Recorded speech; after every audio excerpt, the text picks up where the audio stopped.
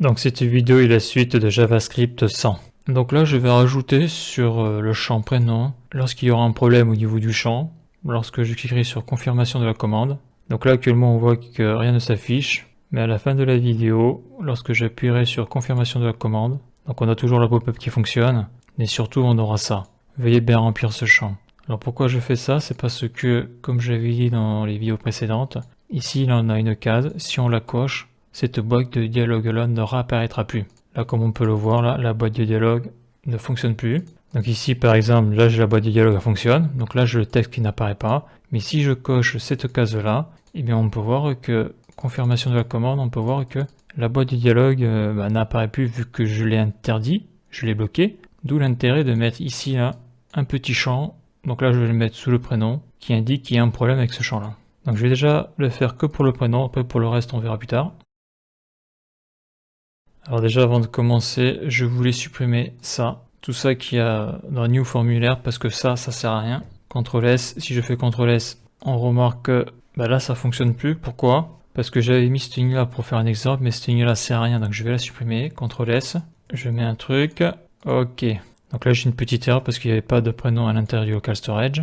Donc ça je le modifierai plus tard. Donc là si je rajoute une lettre, si je fais ça, donc bien sûr il faut que je remplisse les autres champs. Donc les autres champs sont bien remplis, est-ce que ça fonctionne mon truc? Donc là ça a été mis à jour, c'est bon. Donc là je fais une modif, je rajoute un Z. Ok, ça a été pris en compte. Et là il n'y a pas d'erreur. Donc voilà la première modif que je voulais faire avant d'attaquer. Ok. Donc déjà il va falloir ajouter là, ici là, donc dans l'éditeur de gabarit, au niveau du prénom, donc je vais le mettre là. Donc je vais rajouter une span avec un ID. Et donc je vais appeler ça prénom manquant. Je ferme. Je mets la base fermante de la span. Voilà. Donc la CTRL S. Si je vais voir la page, il se passe. Là, je supprime ça. Pour le moment, il se passe rien de particulier. Je reviens ici. Donc là, je vais zoomer peut-être un petit peu. Voilà.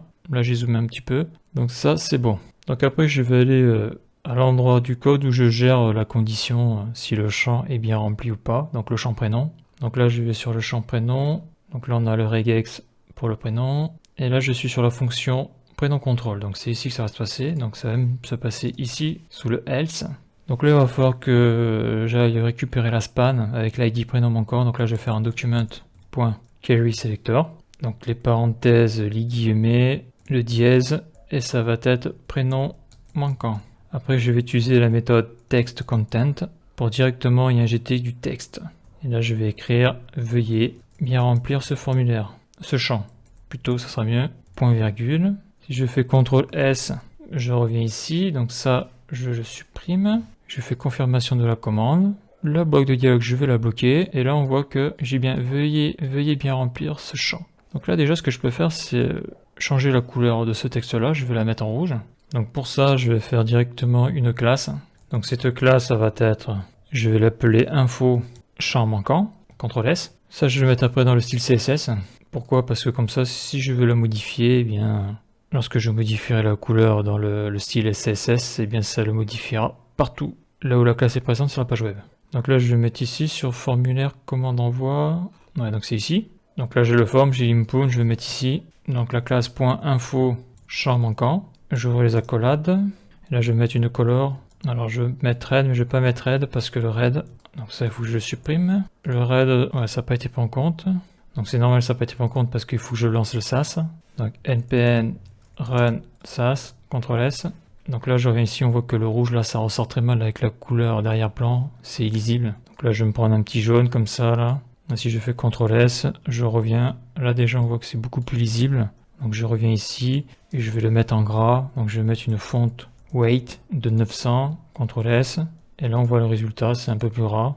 Voilà, donc là si je remplis mon champ, confirmation de la commande, là on voit qu'il y a un problème là, j'ai bien rempli mon champ. Si je vais dans local storage, ça a bien été pris en compte au niveau du prénom. Par contre, ici ça n'a pas disparu. Donc pour faire ça, il faut revenir dans le code. Donc il faut aller ici, il faut aller dans la fonction. Donc ça, je cache le terminal. Ça, je le ferme. Donc il faut bien que je le mette sur panier, ça sera mieux. Voilà, prénom contrôle. Donc cette ligne-là, je vais la capturer là. Je vais la copier. CTRL C. Avant le return true, je vais mettre CTRL V. Et là, je vais mettre au niveau du text content, je vais rien mettre du tout. Comme ça, si la condition est bonne, la span sera vidée. Si la condition n'est pas bonne, la span aura le texte veuillez bien remplir ce champ. Là je fais CTRL S, Donc là j'ai mis du texte, super, ça marche. J'enlève le texte, on peut voir que c'est bien rempli. Donc si je mets du texte correct, ça disparaît. Et si je dépasse le nombre de caractères qui est prévu par le regex, je confirme la commande, veuillez bien remplir ce champ. Donc ça c'est bien, c'est beaucoup plus lisible, c'est beaucoup mieux que la fenêtre, que la pop-up je vais dire.